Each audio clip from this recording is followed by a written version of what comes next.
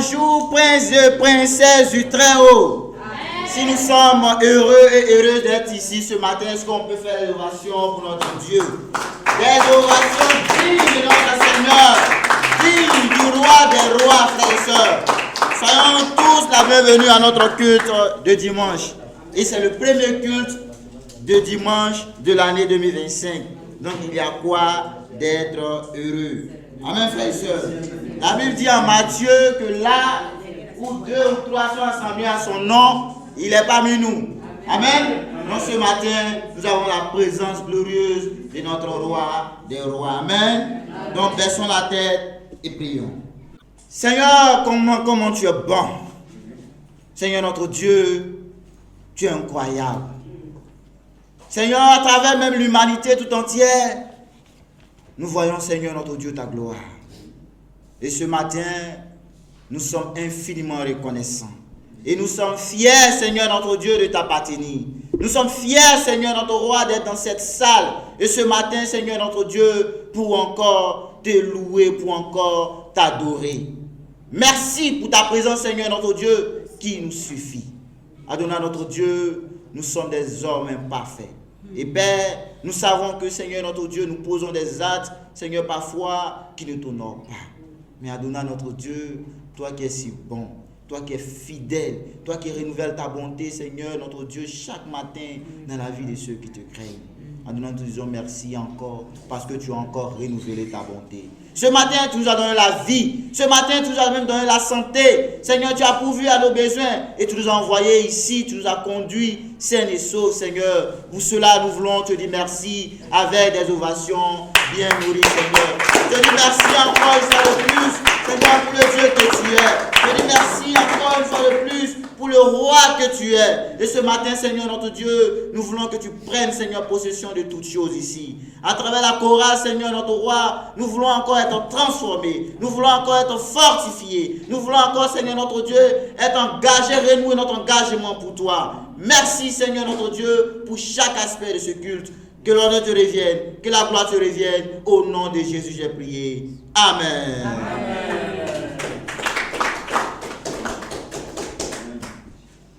Bonjour tout le monde, soyez les bienvenus. Nous sommes là ce matin pour adorer notre Dieu. Nous sommes là ce matin pour élever l'Éternel des armées, le roi des rois. Donc prenons toute notre disposition pour pouvoir le célébrer ce matin. Amen.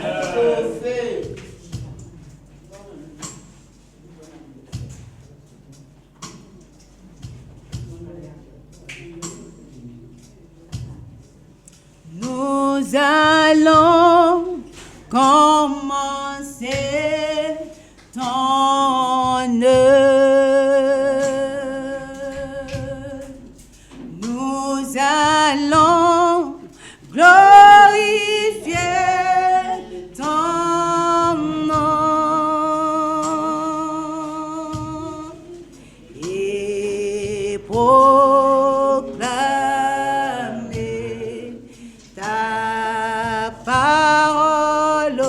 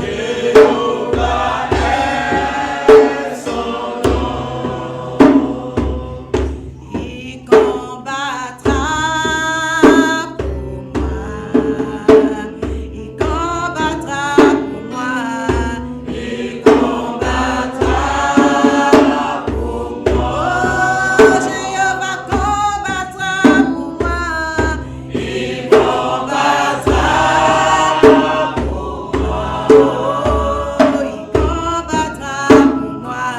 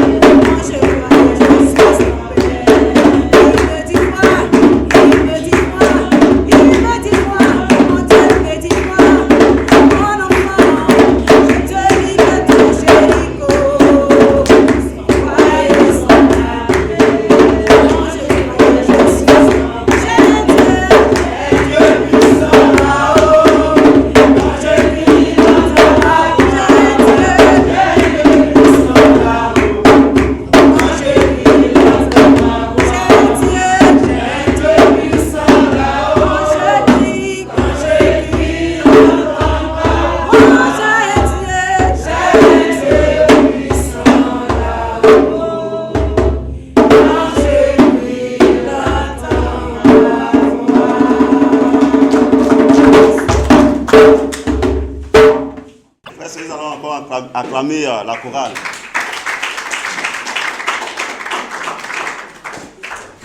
Frères et sœurs, je suis là pour la suite de nos prières d'ouverture. Sans plus tarder, nous allons baisser la tête pour confier ce temps à Dieu. Frères et sœurs, prions. Père céleste, Dieu glorieux, Dieu d'amour, Dieu de miséricorde. Ce matin, Seigneur, nous voulons encore te dire merci. Ce matin, Seigneur, nous voulons encore dire encore merci. Parce que, Papa, tu es notre Père. Nous voulons encore te dire merci. Parce que tu fais tout pour nous. Tu prends soin de nous. Tu fais sur nous. Tu nous protèges. Tu nous donnes à manger.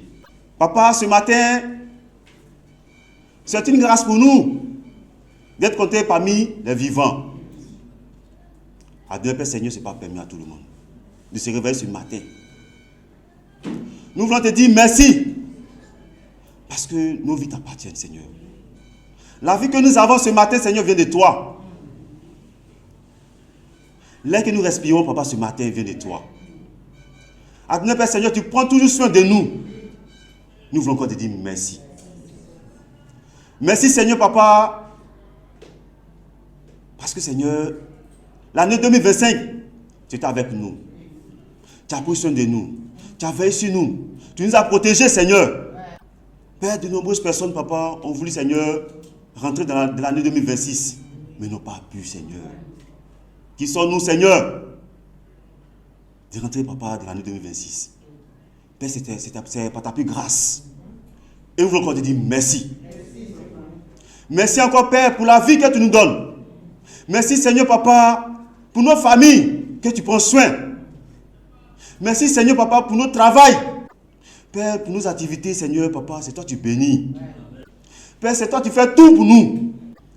Pour nos entourages, Seigneur, c'est toi. Père, c'est toi qui fais tout pour nous, Seigneur. Comment ne pas te dire merci? Toi, le Dieu rempli d'amour. Toi, le Dieu rempli de miséricorde. Merci ce matin. Père, c'est grâce à toi que, Papa, nous sommes ici présents.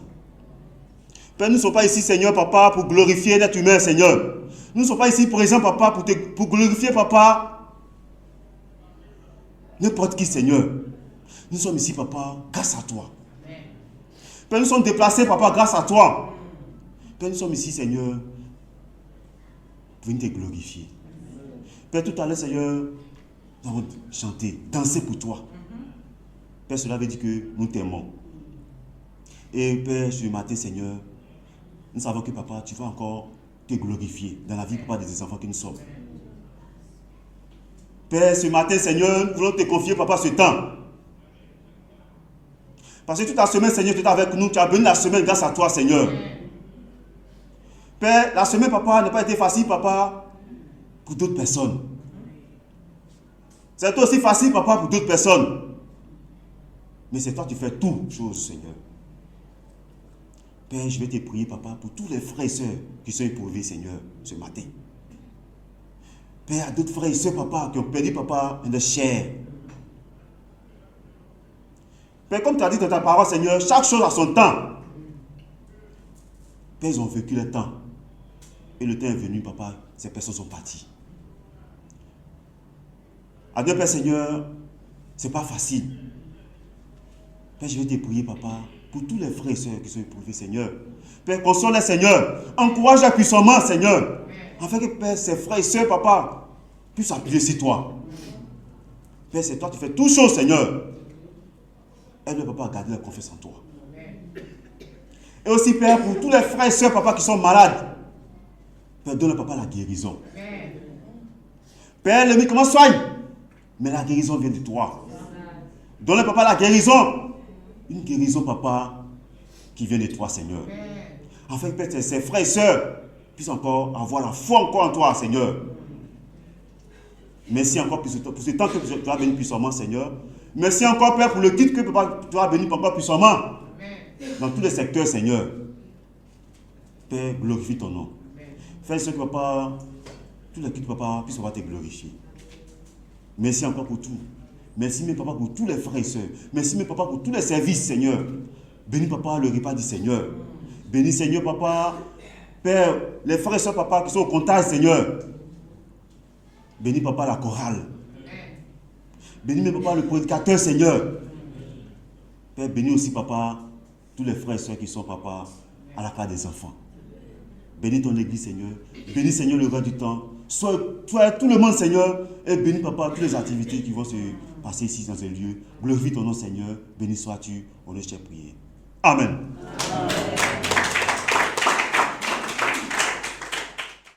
Amen. Bonjour, chers frères et sœurs. Je m'appelle James Sansi Kaïsa Amilfon. Si je fais parlez au de moi. Je suis là pour ne pas le Seigneur. Mais sans plus tarder, prions. Dieu de gloire, papa, ce matin, quel privilège. Père, c'est un honneur de venir vers toi, de dire chaque fois, de louer, t'adorer. Père, merci pour cette année 2026. Merci pour ton église. Merci, Père, pour chaque frère, chaque sœur. Père, nous sommes là, te donnons l'honneur. Nous sommes là pour vivre pour toi, te faire plaisir. Ma prière ce matin, donne-nous de comprendre que si nous sommes encore vivants, c'est par ta grâce. Mais donne-nous de donner au fond pour que nos vies soient, oh Dieu, t'adorer en tout chose, oh Dieu. Donne-nous, Père, oh Dieu, de comprendre que partout, quand on est dans le sous-sol, à la maison, avec nos foyers, nos femmes, nos maris, donne-nous, oh Dieu, de montrer que nous sommes disciples, oh Dieu. Je dis que c'est parfois, c'est pas facile. Donne-nous des points de nouveau décision, comprendre que oui, nous sommes là, oh Dieu, parce que tu nous veux que on vit pour ta croix en toutes choses. Bénis ton temps, nous avons prié. Amen. Frère, ce mois-ci, cette année, merci dit, avec cette année, Dieu a fait des universités compliquées. Il y a eu des hauts et des bas, 2025. Si Dieu m'a fait traverser 2025, il a besoin de vie pour plaire à Dieu. C'est pourquoi il y a un petit passage que tout le monde sait en avance pour nous exhorter à comprendre qu'on a besoin, frère et sœur, de dire oui, Jésus, ma vie c'est toi. Parce que sans Dieu, la vie, il n'y a pas la vie. Hein? On court derrière l'argent, on court derrière les choses du monde. C'est bon, mais Dieu doit être au centre de tout ça. Sinon, après ça, on prend la coursier, on dit c'est ça, c'est trop tard. Chaque jour, frère et sœur, on entend la mort. On peut mourir. Ça, chaque fois, les frères et sœurs me disent ça, non. On peut mourir être malade. On a vu ce qui est passé, déjà passé, autour de nous ici, là. On n'a pas besoin de mourir, c'est que la maladie là, c'est non. On peut prêcher, je me suis tombé, c'est fini. Mais il y a de quoi à Dieu là-bas. Tu vois, non? Donc, Romains 8, verset 8, la Bible dit ceci, en Romains 8, verset 10, pour les encourager.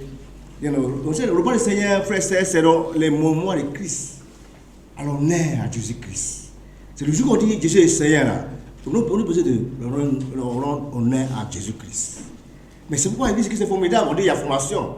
C'est-à-dire que tu te prends un raccourci, tu vas te confesser. Tu dis, ah frère, c'est voilà ce qu'il fait, prie pour moi. C'est pas le frère, c'est pas la sœur qui te pardonne, c'est Dieu qui te pardonne. Parce que toi, tu veux être en règle avec Dieu. Comme François disait l'autre fois là, dans le football il y a règle. Mais l'église il y a règle aussi quand les disciples, il y a règle. Tu vois non? Le standard de Jésus-Christ. Le passé, il ne sait pas, il est humain. Mais Dieu nous voit, Dieu nous voit. La Bible dit rien n'est caché devant Dieu, frère et sœur. On peut faire semblant devant être humain, mais ce n'est pas Dieu, frère et sœur. Tu vois non? La Bible dit, dans Romains 8, la Bible dit, oh, ceux qui vivent selon la chair ne peuvent pas plaire à Dieu. Ceux qui vivent selon leur propre nature ne peuvent pas plaire à Dieu. Ça veut dire quoi, frère et sœur? On peut être là ici, bien habillé, c'est bon. Mais comment Dieu me voit? Est-ce que ma vie plaît à Dieu? Est-ce qu'il y a une vie cachée? Est-ce qu'il y a une vie?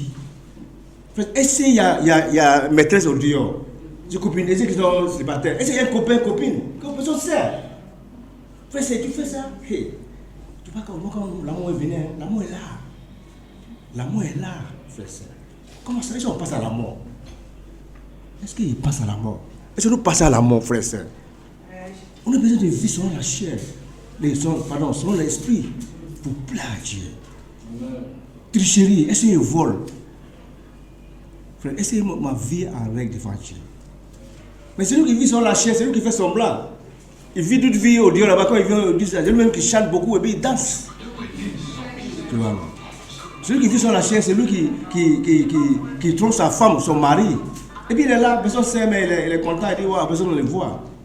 Mais celui qui vit sur la chair, frère, celui qui désobéit à Dieu, celui qui confesse son péché, il vit péché en péché, il est là, il dit bon, tu vois, je dis parce que mes affaires marchent. Si on passe à ça comme ça, c'est qu'on n'a pas compris. Les ministres, en Côte d'Ivoire ici, comment les disciples des ministres? Mais ils sont bien positionnés, ils ont les moyens. Ils ne connaissent pas Dieu. Non, mais comme si nous affaires marchent, c'est parce que non, on a règle à Dieu. Tu vois, non? Dieu ne regarde pas ça pour dire non, comme mes affaires marchent, on dit non, Dieu me va bien. Non, hein? Tu peux vivre selon Dieu, tu souffres. C'est pas Dieu qui compte sur Dieu, frère. Tu veux vivre dans le péché, puis ta vie, ça, on dit, ah, le frère formidable. Non, mais ça ne compte pas, frère. Je me suis dit, réfléchir, examiner ma vie. Il dit, mais est-ce que cette année, il vit en causant la chair? Quand le disciple, quand on occupe, il dit, non, il va bénir. Non, il dit, non, on dit, il y a quoi, il n'y a rien. C'est un réveil devant Dieu. Frère, on doit considérer Dieu cette année. C'est lui qui fait notre vie. Nous les autres, là, on est venus ici célibataires, mais on est mariés, c'est une grâce de Dieu. Vous, on est célibataires, c'est une grâce aussi d'être célibataires. On doit jouir d'être célibataires, on doit être fiers. Frère, est-ce que nous connaissons dans nos quartiers, que nous connaissons en tant que disciples? Est-ce que tu connais en tant que disciple dans ton quartier, dans ton service? Tu vois? Un disciple, frère, c'est un disciple qui vit selon l'esprit, c'est lui qui contrôle sa colère. Est-ce qu'on met à colère facilement? Est-ce que Jésus, on va dire que nous sommes petits Jésus. Nos modèles, ce n'est pas pasteur, c'est Jésus-Christ. Comment ça va? Elle est mensonge. Elle est déchirée. Aujourd'hui, frère, c'est le monde, je dis sur le monde est déchaîné. Les femmes là, ils sont déshabillées. Mais si tu vois Dieu là, tu vas l'empêcher et puis personne te voit. Tu vois, est-ce que je dis, frère, est-ce que aujourd'hui je vis ma vie d'ici? Ou bien je vis selon la chair? Cette année, c'est le 11, si on ne trompe pas. 11 janvier, quelle grâce. On a commencé, je vous dis que frère, il y a qui ont commencé cette année, qui va vivre sur le 11. Hein. Il a commencé, il était content, il a fêté le 1er janvier. Mais aujourd'hui, il y en a qui sont à la mort, il y en a qui sont enterrés hier. Nous sommes là, frère, qu'on doit rendre gloire à Dieu. Ma vie doit être pleine à Dieu. Mais quand ça arrive que les péchés viennent là, il confesse mon frère, voilà mon péché. Parce qu'il vit sur nos Dieu. Cette année, c'est pas une année où on continue le même jour encore. La vie là, on est là, bon. On dit, bon, on dit, c'est à débé, il est parti. Non, il va convaincre de ça. Quand on dit non, il y a un frère qui a pété, il est parti. Quand ils ont dit non, il dit, moi, il doit partir parce qu'il doit encourager ma soeur, il doit encourager mon frère, soeur. Comment ça va, frère? Nous avons besoin, frère, d'impliquer, de montrer Dieu qu'on l'aime, quelles que soient les difficultés. Le celui qui vit, qui passe par la difficulté, hein. Nous qui est mort là, c'est celui qui vit ses preuves. Hein. Si on est tout de suite là, c'est le frère qui veut dire, on se lève. Non, c'est parti. Tu vois, non. Donc, frère, je vous encourage à examiner le match avec Dieu. Comment ça va? Est-ce qu'on a fait le bilan de cette année? C'est qu'aujourd'hui, le 31, on ne fait plus ça. Avant, on faisait ça, on fait le bilan. Mais est-ce que toi, tu as fait tes propres bilans? Tu dis, waouh, cette année, 2025, là, c'était catastrophe. Mais cette année, je vais rendre ma fille. Je vais plaire à Dieu. Oui, c'est difficile souvent. Il confesse. Ni n'est pas fait. La Bible dit que tant qu'on a la chair, on a envie de pécher. On veut vivre, faire ça pour convaincre le péché.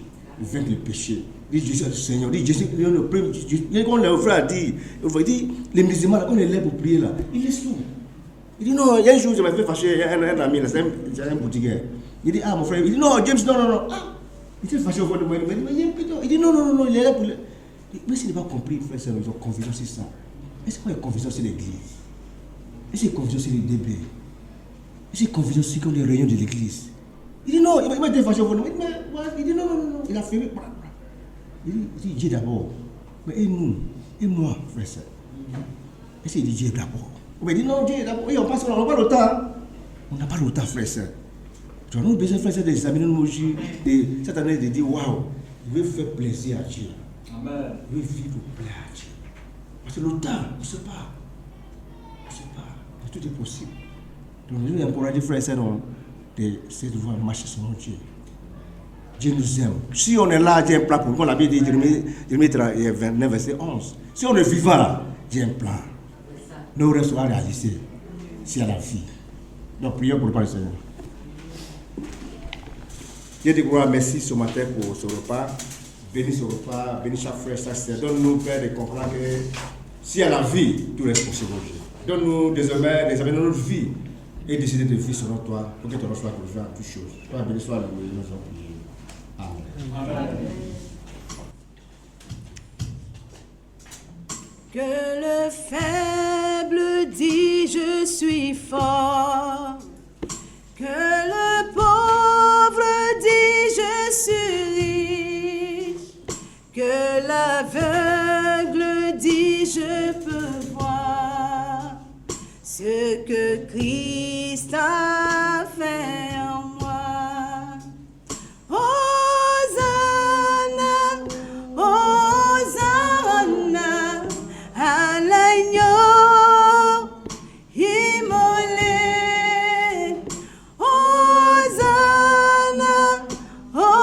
Hosanna, Christ est mort et vit encore. Hosanna, Hosanna, Hosanna à l'agneau immolé.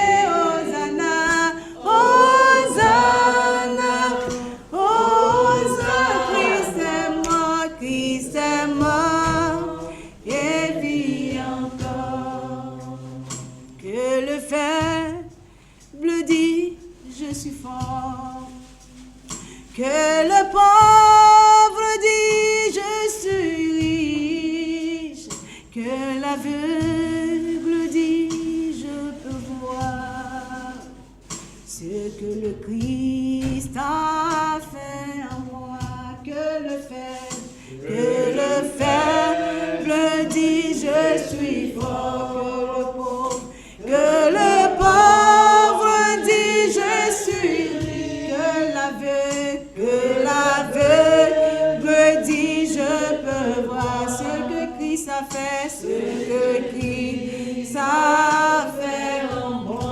Hosanna, Hosanna, Hosanna à l'agneau immolé. Hosanna, Hosanna, Hosanna, Christ est mort, Christ est mort, Christ est mort, Christ est mort, pour nos péchés il est mort, Christ est mort, pour nous adorer il est mort, Christ est mort, pour nos saluts il est mort, Christ est mort, et vivant, pour nous restaurer Christ est mort, et vivant, pour nous justifier Christ est mort, et vivant, pour nous pardonner Christ est mort, et vivant, par amour pour nous Christ est mort, et vivant, pour nous restaurer Christ est mort, et vivant, pour nos saluts Christ est mort, et vivant, pour nous transformer Christ est mort, et vivant, pour nous bénir Christ est mort, et vivant, pour avoir le salut Christ est mort, et vivant, par amour pour nous Christ est mort, et vivant, pour nous pardonner Christ est mort, et vivant, pour notre salut Christ est mort, et vit encore.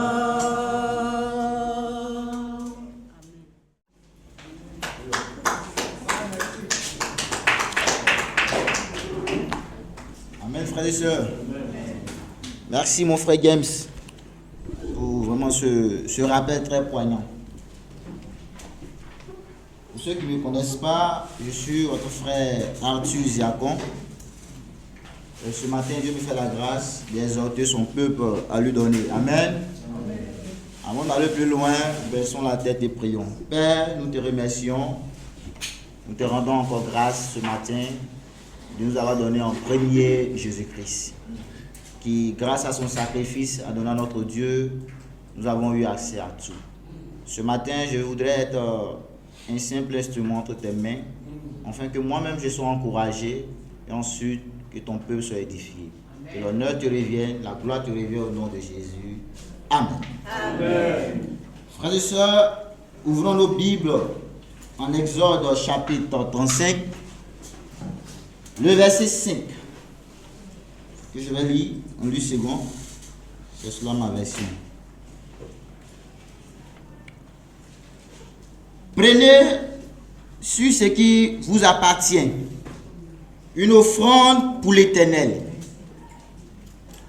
Tout homme dont le cœur est bien disposé apportera en offrande à l'Éternel de l'or, de l'argent et de l'airain.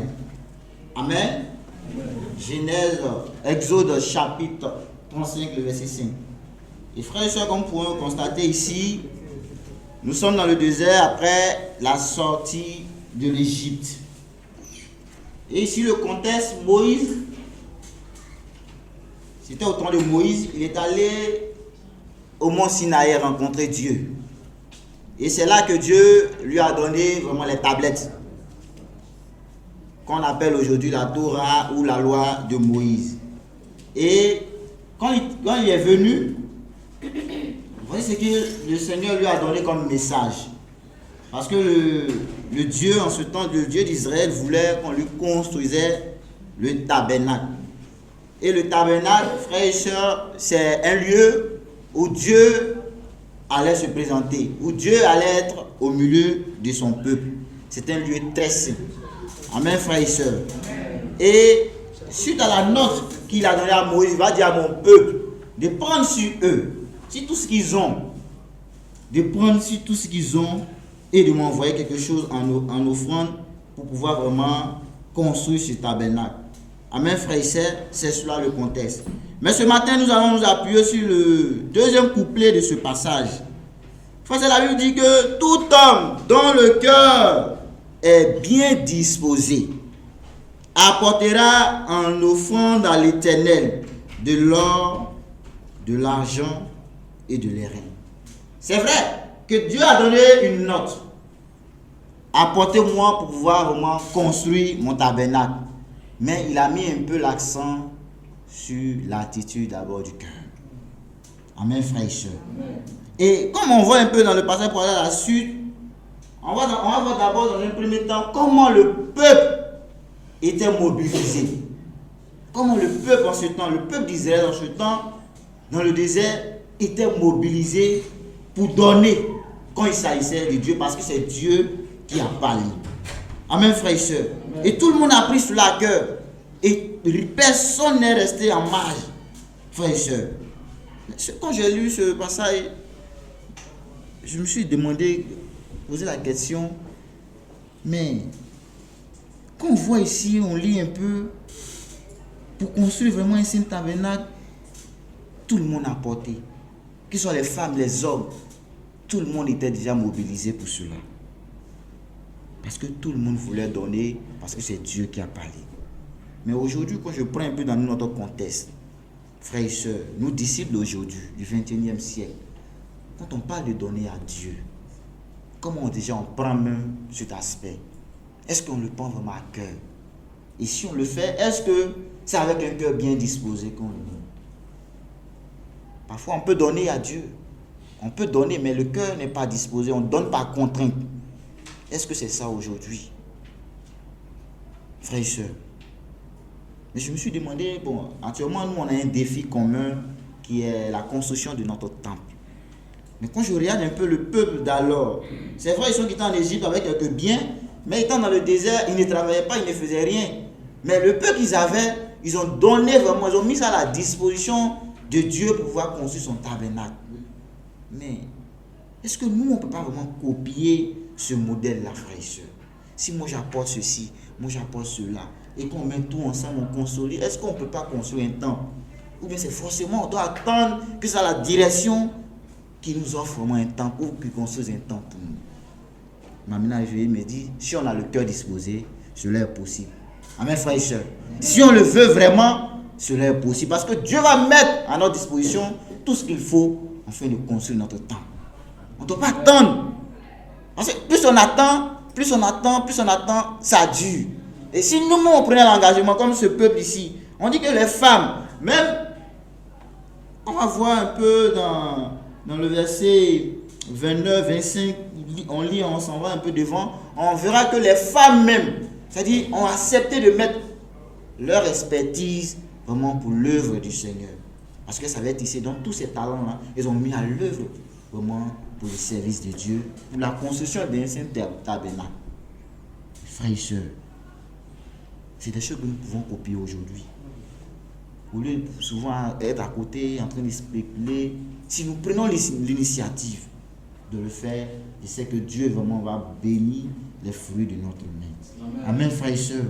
Mais comme je l'ai dit, il ne s'agit pas de donner par contrainte, ou donner parce que par complaisance, ou donner parce qu'on me met sous la pression. Si je n'ai pas donné, comment ils vont me voir? Mais Dieu lui regarde le cœur avant le don. Il regarde le cœur qui accompagne le don. Est-ce que ce cœur est bien disposé? Est-ce que le cœur, parce qu'on doit d'abord s'offrir, comme il a demandé dans sa Bible, on doit d'abord en premier s'offrir à Dieu avant le don. Amen, frères et sœurs.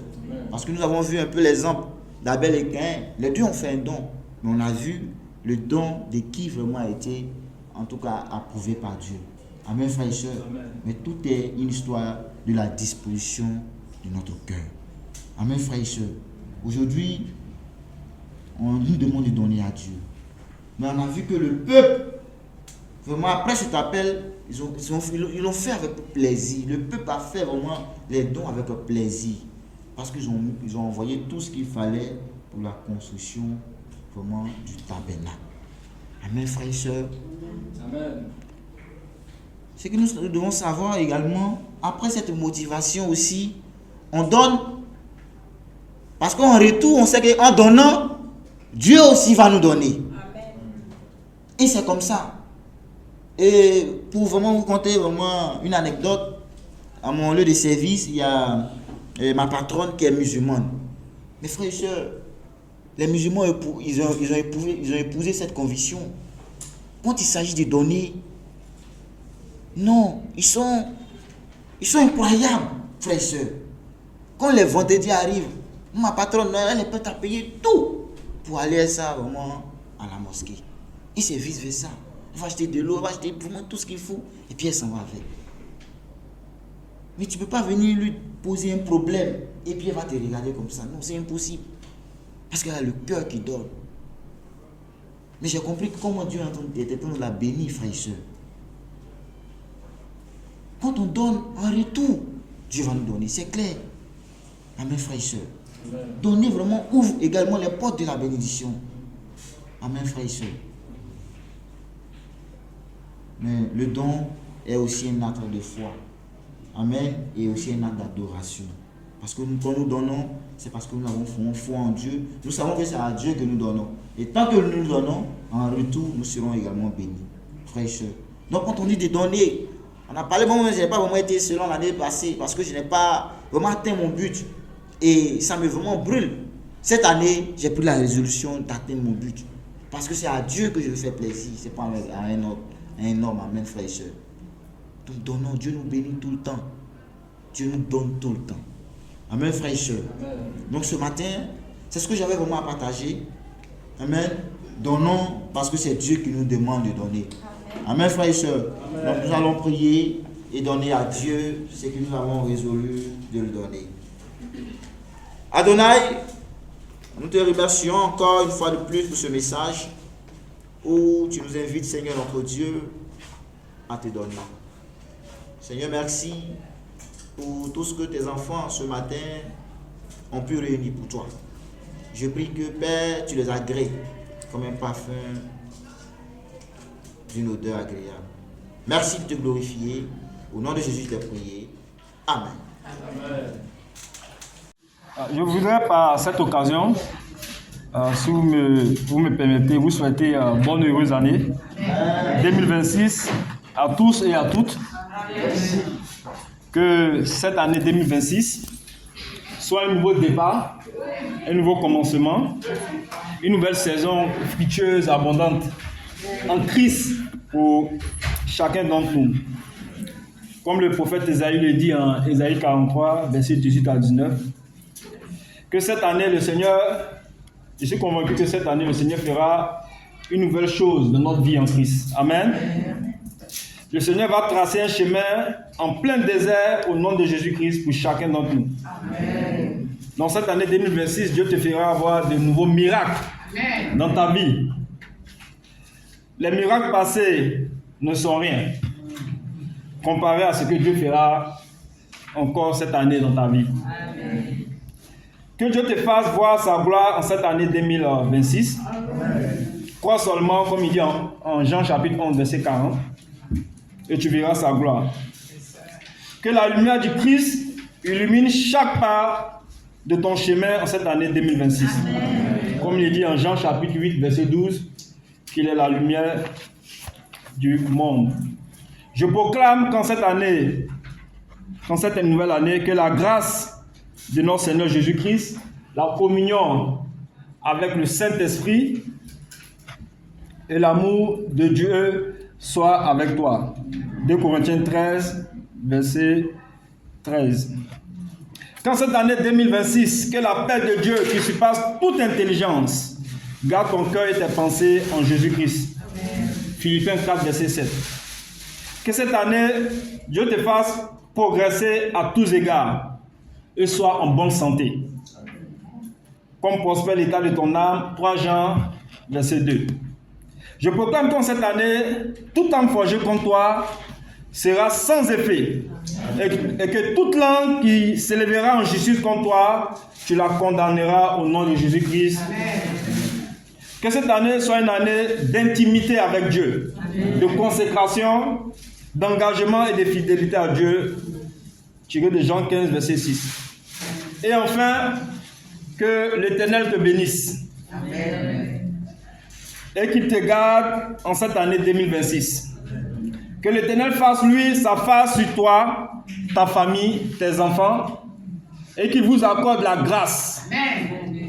Que l'Éternel en cette année tourne sa face vers toi. Amen. Et qu'il vous donne la paix en Christ. Que Dieu bénisse son Église. Amen. Présentement, nous sommes dans les 21 jours de méditation, de jeûne et de prière. Ça a commencé aujourd'hui. J'espère que tout le monde est sur la montagne. On va se requinquer un peu. C'est bon de se requinquer en cette nouvelle année. Maintenant, après ces 21 jours-là, tu peux encore te requinquer. Te requinquer encore avec, ça dépend de toi, hein. Tu peux encore 21 jours après. Voilà. Tu peux faire même plus que ça encore. C'est bon aussi d'être toujours vraiment en train de prier, jeûner, se ressourcer spirituellement aussi. Quand on dirait même de ces 21 jours-là, il faudrait que cette année-là, vraiment, on soit toujours en train de travailler à ça. Amen. Donc aujourd'hui, frères et sœurs, nous allons parler de... Voilà, d'abord, avant même de parler du thème d'aujourd'hui, qui se souvient un peu du thème de méditation ce matin? Qui a pu méditer d'abord? Ça, bon, je n'ai pas dit de lever ta main. Qui a pu méditer? Va nous dire un peu ce qu'il a compris sur le premier jour de méditation dans le livret. Qui se rappelle, qui se rappelle du thème? Mais je vous rappelle même que le thème de l'évangéliste a déjà abordé ça ici. Le thème de l'évangéliste a déjà abordé ça ici. C'est bon? Il y a certains qui n'ont pas ça. Les 21 jours là. En fait, bon, pour ceux qui veulent payer, qui veulent ça en écrit, voilà. Vous voyez ça, je crois, c'est 1500. 1500. Parce que ce n'est pas tout le monde qui utilise le WhatsApp ou l'électronique. Justement, le PDF. Tout le monde n'a pas le PDF. Donc, vous voyez, Atu, voilà. S'il y a certaines personnes qui sont intéressées ici, vous pouvez voir Atu. Et lui va en parler au Jack Sage. Tu peux imprimer ça, non? Voilà. D'accord. Maman, tu veux? Le thème, c'est le premier jour, c'est la formation. La formation. Donc, l'évangéliste va aborder ça avec nous ici. La formation. Il a parlé de quoi? Qui se rappelle? Pardon? Oui. les principes bibliques de la formation. Donc, si vous allez dans le document, aujourd'hui, le thème aujourd'hui, ça s'articule dessus, sur les principes bibliques de formation. Amen. Donc, frères et sœurs, aujourd'hui, on va aborder un nouveau thème. Vous voyez, quand Jésus a voulu changer le monde, il n'a pas seulement prêché à des foules, mais il a choisi quelques personnes simples. Et lui-même, le Seigneur, il a vécu avec elles. Il les a aimées, il les a corrigées, il les a encouragées, et aussi il les a formées pour qu'ils fassent la même chose avec d'autres personnes. Ce même Jésus aujourd'hui veut te former toi aussi pour que ta vie brille et que tu aies d'autres personnes à le connaître. Mais parfois, nous n'aimons pas la formation de Jésus, c'est-à-dire l'école de Dieu. Parce qu'on trouve que dans l'école de Dieu, c'est vraiment compliqué.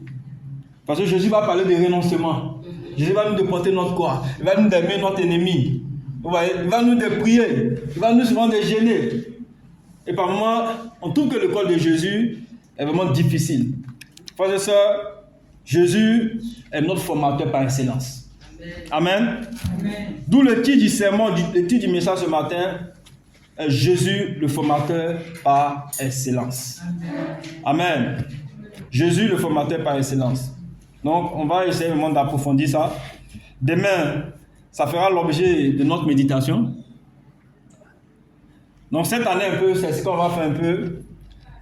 Les thèmes qui sont inspirés des 21 jours de méditation, on va aborder ça souvent dans nos cultes ici.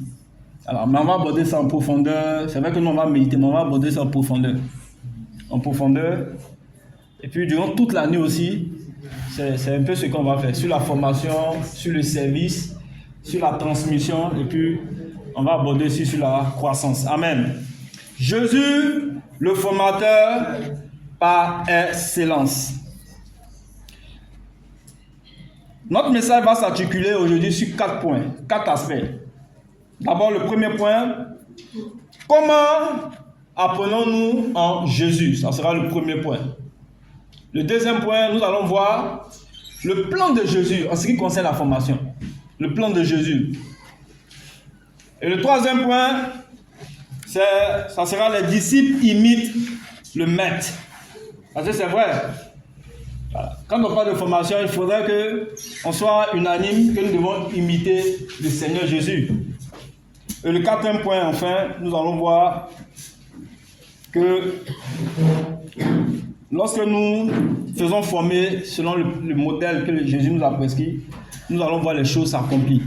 Amen. Amen. Nous allons voir la preuve. La Bible, elle est pratique. Comment apprenons-nous avec Jésus? Ça, c'est le premier point. Frères et sœurs, dans la vie, on apprend surtout en regardant quelqu'un. Quelqu'un fait quelque chose. Puis, en l'imitant. C'est ça dans la vie, là. Quand on regarde quelqu'un faire quelque chose, puis on l'imite, c'est aussi une manière aussi d'apprendre. On peut apprendre comme ça, en regardant les autres. Par exemple, un enfant qui regarde par exemple son père. Voilà, bon, il a dit son frère en train de mettre ses lacets par exemple. Il est là, puis il regarde. Il met ses lacets. Et puis après lui-même, lui seul, il va. Lui attend ça là, il va mettre les lacets. Comment on met les lacets? Il regarde, il fait ça. C'est une manière aussi de quoi? D'apprendre, de se faire former. On apprend mieux à changer un punais en regardant papa qu'en lisant un manuel. Si tu veux te limiter simplement au manuel, tu ne vas pas apprendre. Voilà. Tu vois, tu regardes papa, tu l'observes. Il y a une observation qui est non participante. Mais après, quand tu finis de l'observer, tu vas faire l'observation participante. Toi-même, tu vas mettre la fille, tu commences à mettre le punais. Ça aussi, c'est comme ça aussi, on apprend aussi. Mais ces choses terrestres là, il y a aussi, on peut aussi mettre ces choses terrestres aussi. Frères et sœurs, c'est pareil aussi avec les choses spirituelles. Je sais que moi, personnellement, j'aimais jouer au ballon. Donc, j'ai un grand frère qui était à la maison. Sa manière de jouer, je voulais lui ressembler ça, par sa manière de jouer. Donc, quand je vais avec lui comme ça, là, quand il a un match, je pense c'est l'été quand ça va. Et même s'il a ses pelles, je prends un peu en bas au terrain, ses chaussures. Donc je suis là. Ça m'a demandé de contrôler le ballon. Ça m'a demandé d'arrêter le ballon. Et même, il y avait des amis qui me disaient, mais toi là, ton frère là, tu veux les ressembler partout, mais il y a quoi? Tu veux jouer comme lui, quoi. Certaines personnes me disaient que, ah, mais Giscard, tu joues comme lui exactement. Mais comment tu fais que tu joues exactement comme lui? Quand je viens à la maison, il dit bon, Giscard, voici comment on arrête le ballon, voici comment il faut contrôler le ballon. Donc, toutes ces choses-là, ça, ce sont les choses, physiques terrestres. Mais, pour nous dire que pour les choses spirituelles aussi, c'est pareil. On apprend à suivre Jésus en regardant quelqu'un qui le suit déjà, n'est-ce pas? Voilà, si quelqu'un c'est un disciple, je regarde, regarde, voilà. Quand je regarde un peu, sa manière de se comporter, c'est une manière pour moi aussi de quoi? D'apprendre de lui et d'être formé. La Bible nous donne la vérité, certes la Bible nous donne la vérité, mais les disciples autour de nous montrent comment vivre la vie chrétienne au quotidien. La Bible va nous toujours montrer la vérité, mais les disciples qui sont autour de nous, il y a des disciples par exemple, quand on les voit par exemple, on voit leur foi, on voit leur amour, on voit leur générosité, on voit leur engagement, on voit leur consécration. Frères et sœurs, ces choses-là, ça nous défie par moments. Et même souvent, on voit leurs faiblesses. Oui, on voit leurs faiblesses. Quand ils sont faibles, on voit leur humilité, ils viennent. Et puis on voit, malgré les faiblesses, ils tiennent toujours. Sinon, tu te demandes, oh, mais l'épreuve est en train de traverser là. Mais pour lui-même, voici l'épreuve là qu'elle a. Et puis il est toujours là.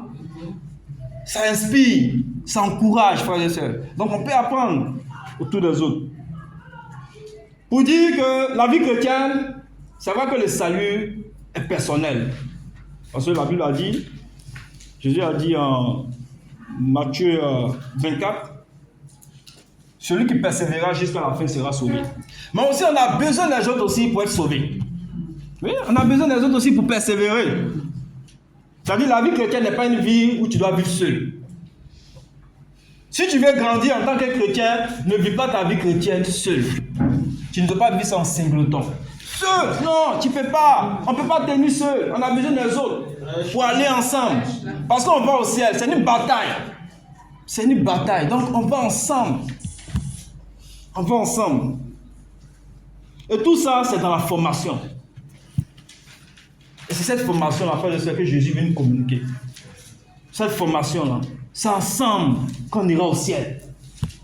Ensemble, on ira au ciel. On prend les cours souvent. Mais, frère, aujourd'hui là, voici les péchés qui sont dans ma vie, frère. Ça, est-ce que tu peux m'aider? Mon frère, tu viens et puis t'aides là-dessus par rapport à ça.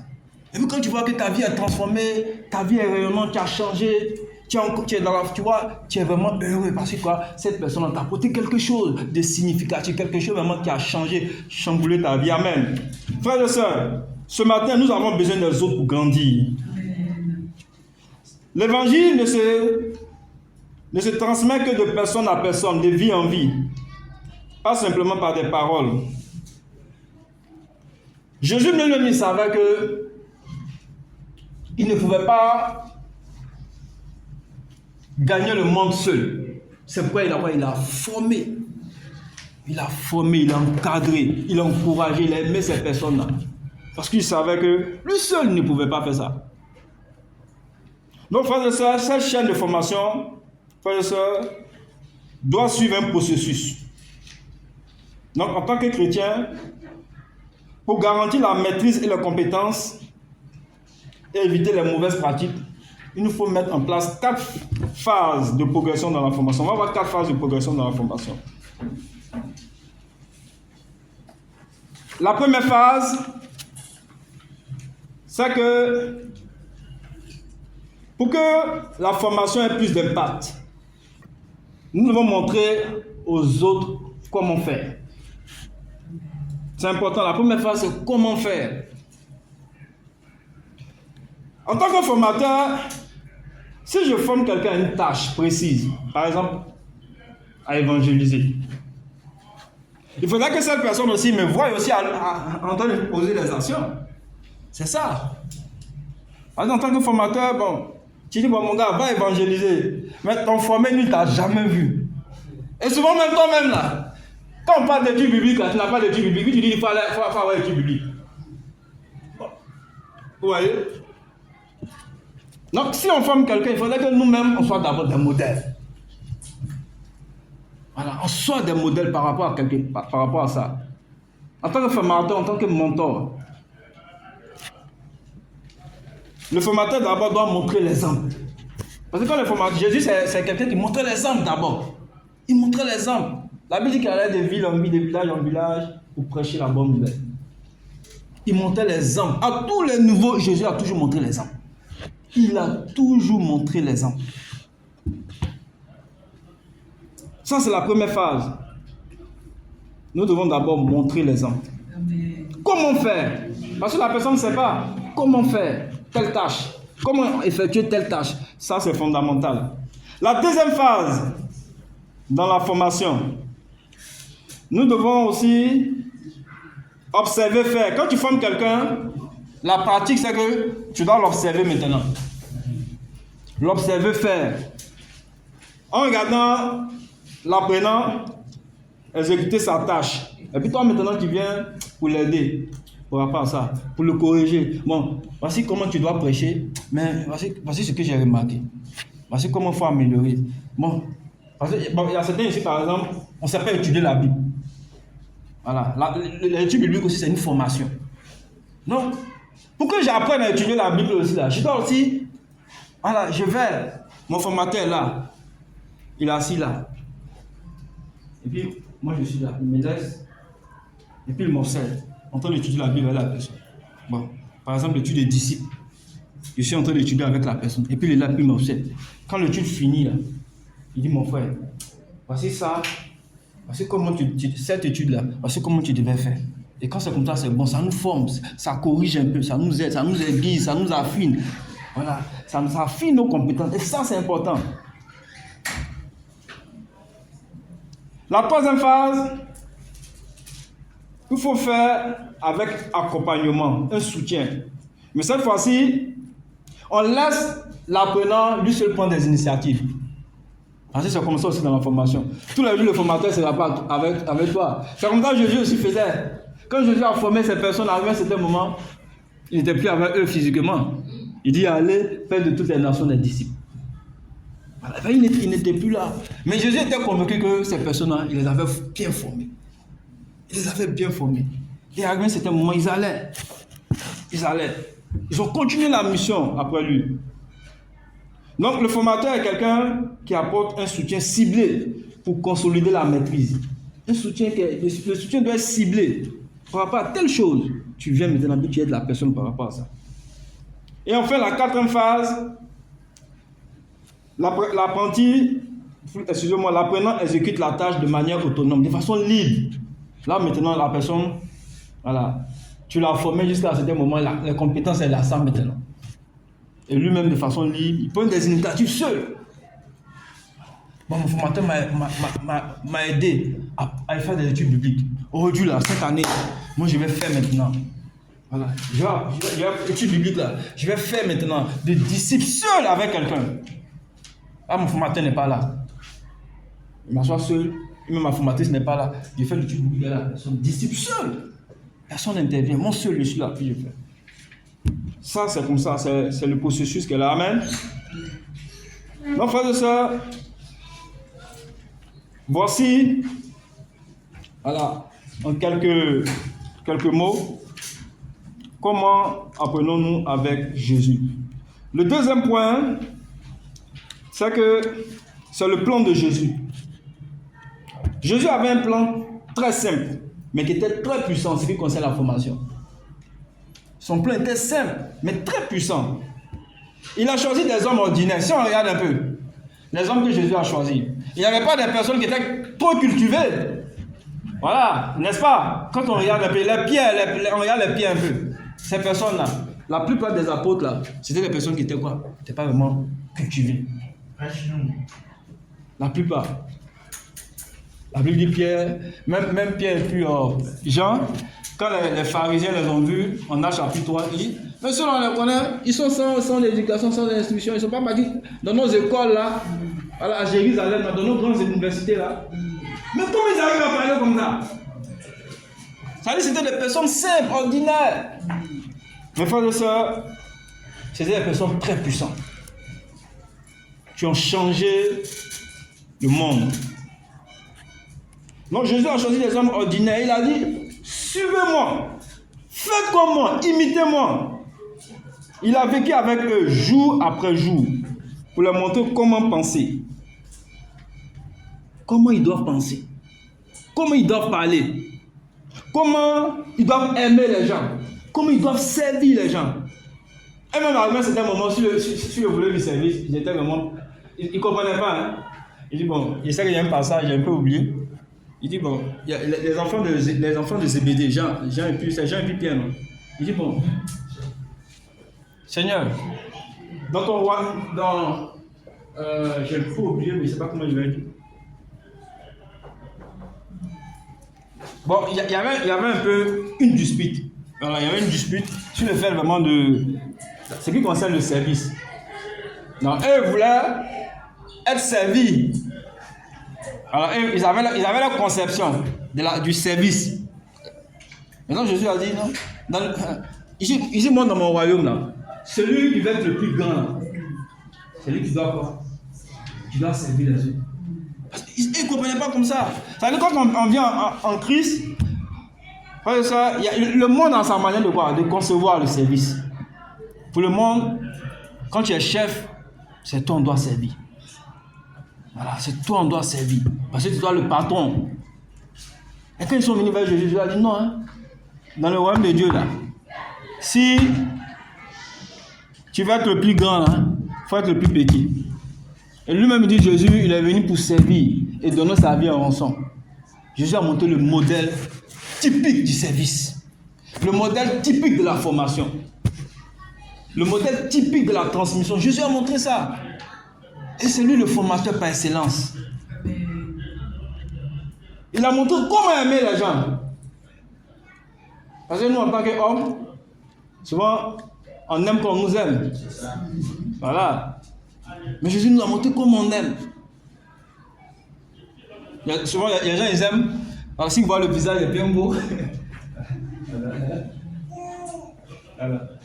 L'amour, tu vois, l'attrait physique. Mais Jésus va au-delà de ça. L'amour, la compassion. Jésus a montré comment aimer. Et si on veut aimer, Jésus va nous former à la forme par rapport à cela. Il y a une formation par rapport à l'amour. À aimer les autres. De façon désintéressée. Dans le monde, souvent, les gens, ils aiment quand tu les aimes. Mais Jésus nous amène quoi? À aimer de façon désintéressée. Amen. Jésus nous forme aussi comment parler aux gens. Comment parler aux gens. Parce que souvent, parler, c'est pas facile. C'est moi qui est là, puis qu'on... Hein? Voilà. Mais Jésus nous amène à comment parler, pour ne pas vraiment blesser les gens. Comment parler. Et même quand il a bien que tu as blessé quelqu'un, comment aller vers cette personne pour s'humilier. La manière de parler. Et ça, cette formation-là, c'est en Christ on peut trouver. Amen. Frères et sœurs, quel était le plan de Jésus? Jésus, en Marc chapitre 1, verset 14 à 18, c'est le premier passage. Marc 1, verset 14 à 18.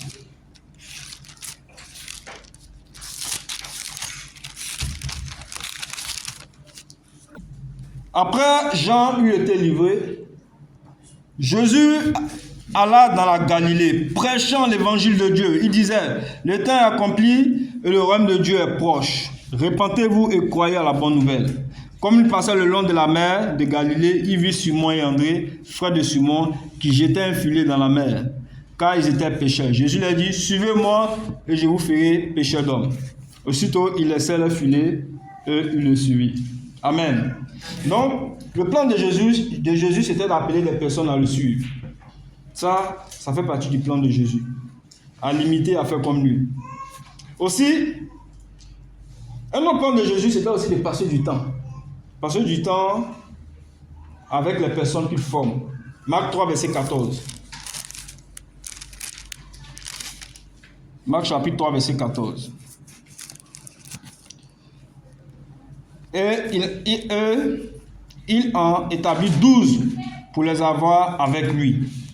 Donc ça, c'était le deuxième plan de Jésus. Au niveau de la formation, il passait du temps avec les personnes qu'il formait. Souvent, on forme des personnes, on ne connaît pas Jésus, vous voyez? Souvent, hein? Voilà.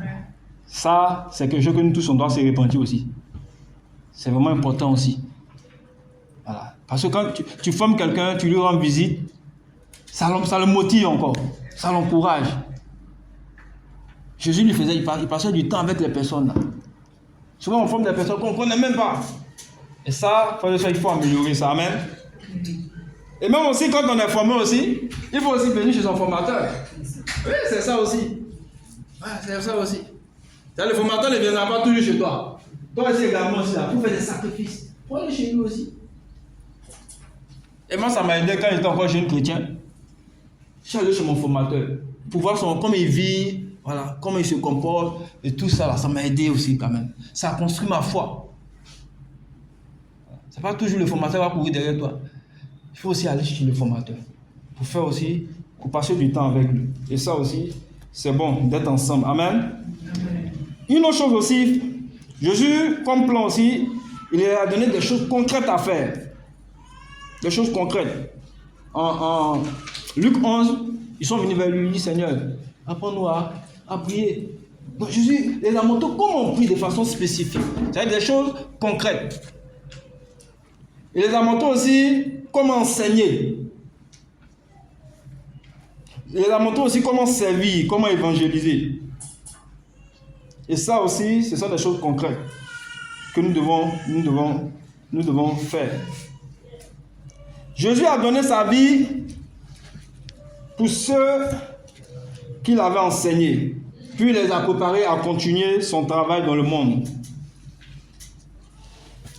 Frères et sœurs, Jésus savait qu'il ne pouvait pas, dans son corps humain, parler à tout le monde en même temps. Mais à travers ses disciples dans l'église, il peut toucher le monde entier, une personne après l'autre. Ça, voici le plan de Jésus. Le troisième point, c'est, en tant que disciples, nous devons imiter le maître. Les disciples imitent le maître. Les disciples font comme le maître. Et c'est ça aussi une formation, en tant que disciple. Amen. C'est ça la formation. Un disciple doit quoi? Il doit imiter son maître. N'est-ce pas un chrétien? Un chrétien, c'est celui qui fait comme quoi? Comme Christ. Voilà, un chrétien, c'est celui qui fait comme Christ. Et les apôtres ont copié le plan de Jésus. Les apôtres ont copié le plan de Jésus. Si vous voyez un peu le cas de Philippe. Philippe, après avoir été formé, il allait prêcher en Samarie. Et beaucoup de gens, des Samaritains ont cru, ils sont sauvés. Quand on lit Actes chapitre 8. On voit Barnabas aller à Antioche, puis il allait chercher Paul pour l'aider à former d'autres disciples. Ça, c'était en Actes chapitre 11, versets 25 à 26. Et Paul aussi, à son tour, il a formé qui? Paul. Timothée. Paul aussi, à son tour, a formé Timothée comme un fils spirituel. Timothée a appris en voyageant avec Paul. Ensuite, Paul l'a envoyé diriger l'église d'Éphèse. Et il lui a dit, en 2 Timothée, disons 2 Timothée, chapitre 2, verset 2, il dit, est-ce que tu as entendu de moi en présence de beaucoup de témoins, confie-le à des hommes fidèles qui soient capables de l'enseigner aussi à d'autres. C'est-à-dire, c'est une chaîne. C'est comme une chaîne. Paul a transmis l'enseignement à Timothée. 2 Timothée chapitre 2, verset 2. Timothée aussi, à son tour, il a transmis aussi à des hommes fidèles. Et d'autres personnes encore. Voici un peu comment Jésus voudrait que la formation soit. Amen. Amen. C'est exactement ce que Jésus veut faire de la formation. Notre formation doit continuer. Ça ne doit pas rester seulement à notre niveau. La formation doit continuer. pour toucher d'autres personnes aussi. Amen. Et le dernier point, c'est voir le plan de Jésus s'accomplir. Amen. Le dernier point, c'est voir le plan de Jésus s'accomplir. Frères et sœurs, ne rêvez-vous pas de voir le plan de Jésus s'accomplir en notre génération? Une église où tout le monde serait vraiment engagé à suivre Jésus chaque jour. Parce que quand on est là, on imagine une église où tout le monde serait vraiment engagé à suivre Jésus chaque jour. Donc, une année au cours de laquelle vous verrez des vies transformées par la formation des disciples.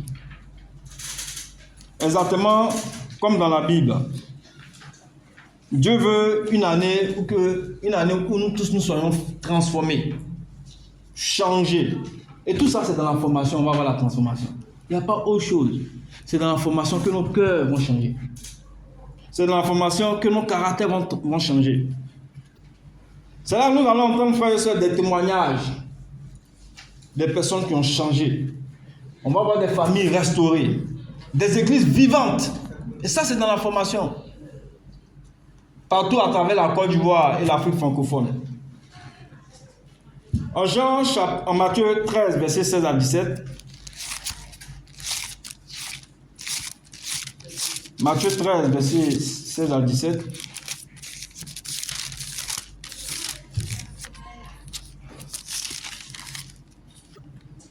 Jésus l'a dit. Non, c'est pas ça. Matthieu 13, versets 16 à 17. C'est pourquoi je leur parle en parabole. Il a dit quoi, le verset 16, hein? Ok. Mais heureux sont vos yeux, parce qu'ils voient, et vos oreilles, parce qu'ils entendent. Je l'ai dit en vérité, beaucoup de prophètes et de justes ont désiré voir ce que vous voyez et ne l'ont pas vu. Entendre ce que vous entendez et ne l'ont pas entendu. Amen. Frères et sœurs, c'est vraiment un privilège. Ce que Dieu veut faire à travers chacun d'entre nous ici. Et comme la Bible dit ici, beaucoup de personnes ont voulu voir ce jour-là. Le christianisme. Mais ils n'ont pas vu. Et frères et sœurs, nous sommes privilégiés. Dis à ton voisin, tu es privilégié. En tant que chrétien, c'est un privilège. Frères et sœurs,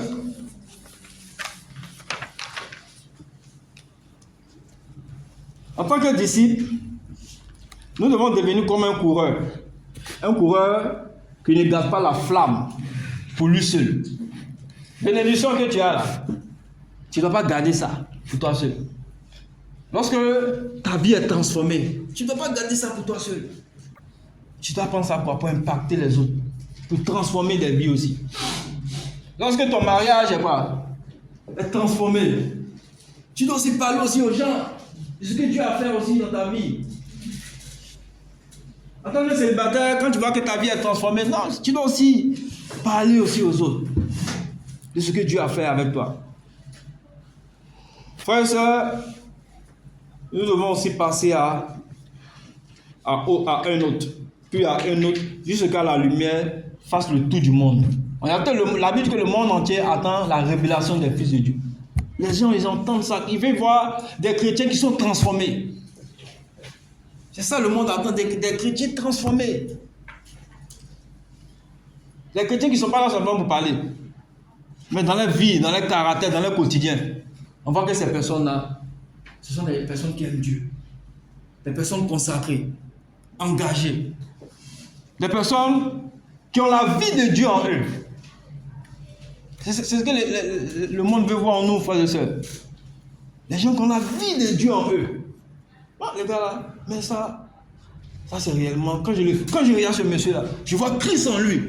Je ne vois pas une autre personne. Christ en lui. Je vois l'humilité de Christ en lui. Je vois la sainteté de Christ en lui. Je vois la sagesse de Christ en lui. Frères et sœurs. Et même quand c'est comme ça, même nos enfants, mais souvent ils sont touchés. Hein. Et nos enfants, quand ils voient ça, voilà, des parents aimants, des parents serviables, ça les touche.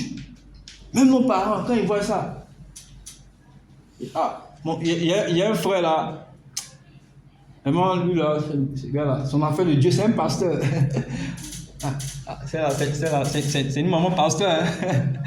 Hein? Voilà. Sa vie est transformée. Frères et sœurs,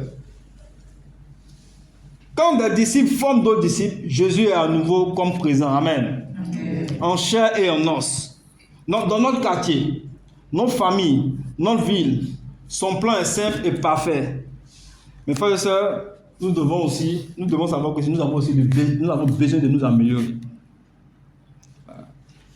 C'est vrai que le standard de Jésus, il est élevé. Voilà, il est élevé, mais frères et sœurs, c'est ce standard que nous devons imiter. Parce que nous, les hommes, on n'est pas parfaits. Mais le formateur par excellence, c'est Christ. Si nous imitons Christ, frères et sœurs, nous serons des bons disciples. Si nous imitons Christ, nous serons des bons disciples. C'est ça. C'est le formateur par excellence. Et si tu veux être bien formé, Jésus a tout mis ici. C'est là, dans sa parole. Il y a tout ici.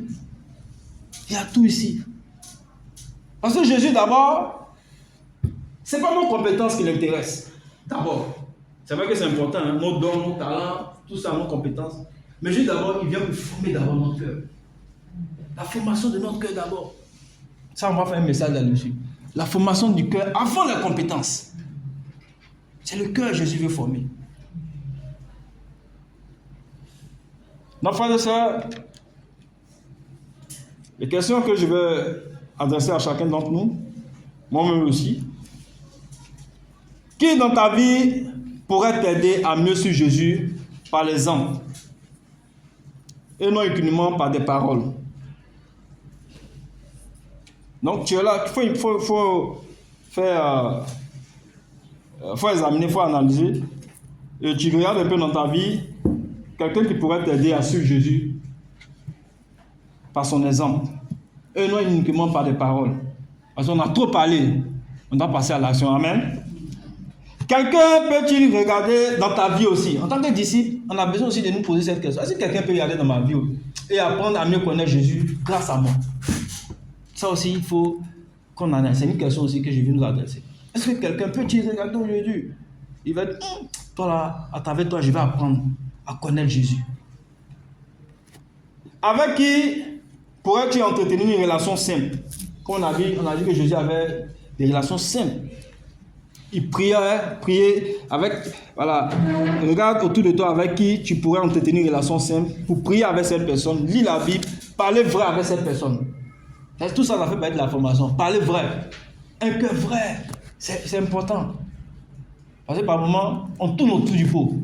La vérité dans nos cœurs. Ah, mon gars, voici ça, voici comment je vis, voici ce que je traverse, voici comment est mon mariage, hein? Voici ma vie de célibat, voici comment je vis actuellement, voici mes défis, un cœur vrai, voici les péchés dans ma vie, voici mes luttes. Nous encourager et nous corriger avec amour, frères et sœurs. La formation aussi, c'est se corriger avec amour. Avec amour. Ce n'est pas forcément de venir de sermonner les gens, voilà. Mais ceci, quand on corrige aussi, il faut corriger avec amour. Amen. Amen. Amen. Jésus corrigeait avec amour. C'est vrai que quand on lit la Bible, il dit à Pierre, oh, quitte là, hein? Va loin de moi. Hein? Arrête de moi. Il dit, Pierre, arrête de moi. Satan, arrête de moi. Voilà, c'est Dieu, hein, c'est ça, non? Voilà, mais il a corrigé avec amour. Après, il a pris Pierre. Donc, c'est ça. Jésus corrigeait avec amour. Donc, frères et sœurs, comme il a dit, les défis là, nous devons chercher une personne avec qui, une personne à qui dit, aide-moi à suivre Jésus de plus près, je vais apprendre de toi. Nous devons, frères et sœurs, chercher aussi une personne à qui je peux transmettre ce que Jésus m'a déjà appris. Il faut imaginer, il faut regarder quelqu'un que tu peux transmettre ce que Jésus t'a appris. Parce qu'il y a quelque chose aussi en toi. Comme on passe un flambeau. Ainsi, le plan de Jésus va continuer. Des disciples qui forment des disciples. Jusqu'aux extrémités de la terre. Donc, voici d'autres passages après que vous pouvez, additifs, vous pouvez peut-être lire après. Matthieu chapitre 13, versets 16 à 17. Marc chapitre 1, verset 14 à 18. Matthieu 13, verset 16 à 17. Marc chapitre 1, verset 14 à 18.